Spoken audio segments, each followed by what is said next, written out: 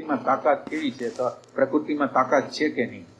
તો હવે આપણે એમ સમજી કે પ્રકૃતિમાં તાકાત આવે છે ક્યાંથી. માનો કે મને અત્યારે ક્રોધમાં, લોભમાં, કામમાં, ભયમાં જે મને થાય છે એની સાથે તાદાત્મ્ય થઈને જે ઉર્જા મળે છે એ મળે છે કેવી રીતે? એ કે આપણે એને એનર્જી આપી છે. એટલે પ્રકૃતિમાં તાકાત છે. એટલા માટે તાકાત છે એવું લાગે છે કે આપણે પ્રકૃતિ રૂપ થઈ ગયા છે, આપણે ડેટા થઈ ગયા છે, આપણે રોબોટ થઈ ગયા છે. એટલે અંદરનો વિચાર, અંદરની વૃત્તિ, અંદરનો ભાવ આપણને જેવા પ્રકારે ધક્કો મારે એવી રીતે આપણે વયા જઈએ. તો હવે તાકાત આવી ક્યાંથી? તો એ કે ઓલા ડેટા છે, એ ડેટાની સાથે આપણે તાદાત્મ્ય કરી છીએ.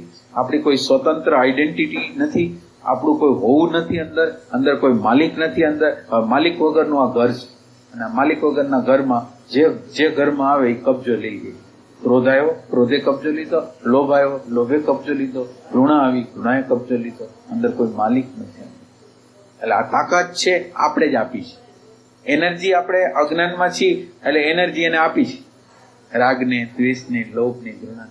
એટલે અત્યારે જે આપણે એનર્જી આપી છે એના દ્વારા પ્રકૃતિ જોરદાર થાય. પ્રકૃતિ મરેલી છે, જીવંત નથી, સ્વયંથી હાલે એવી નથી, પણ આપણે એને હલાવી છીએ આપણા તાદાત્મ્ય દ્વારા, આપણા મૂલ્યાંકન દ્વારા એને આપણે હલાવી. તો હવે આ પ્રકૃતિથી જુદા પડી એટલે એને ઉર્જા ન આપી. આપણું આધ્યાત્મિક જે ધ્યાન છે કે ભજન છે કે એ શું છે? તો કે જે સામે પ્રગટ થાય છે એને ઉર્જા ન આપી. જે સામે પ્રગટ થાય છે એને ઉર્જા ન આપી, જોતા રહેવું પણ ઉર્જા નહીં આપવી. તો આ પ્રકૃતિની તાકાત છે ઓછી થતી ગઈ. એટલે પ્રકૃતિની શક્તિ છે આપણે આપેલી છે. આપણે તમને ખ્યાલ હશે કે આપણે 1000 રૂપિયાની નોટ બહાર પાડે પછી ક્યાંક ખેંચી લીધેલી વચ્ચેની કાળમાં. તો 1000ની નોટ જેની આગળ પડી રહી કાગળ જેવું થઈ ગયું. તો હવે એમાં થયું શું? 1000 રૂપિયાની નોટ હતી ને સરકાર એના ઉપર સ્ટેમ્પ મારતો હતો ને આમ પ્રવાહિત થતી હતી અને સરકારે મૂલ્યાંકન ખેંચી લીધું. તો આપણે આ પ્રકૃતિનું જે મૂલ્યાંકન છે ને એની સરકાર આપણે છે, અને આપણે આ સરકાર છીએ ને આપણે એને મૂલ્ય આપીને એને આમ હલાવી છે. હવે આપણે માનો કે આજ મૂલ્યાંકન પાછું ખેંચી લીધું તો એ કેવી રીતે હાલશે?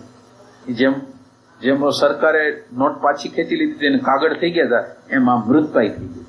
એટલે અત્યારે આપણે વેલ્યુએશન આપી છે એના દ્વારા એને બળ મળે. આપણે જેને બળ આપી છે, આપણે જેને ઉર્જા આપી છે,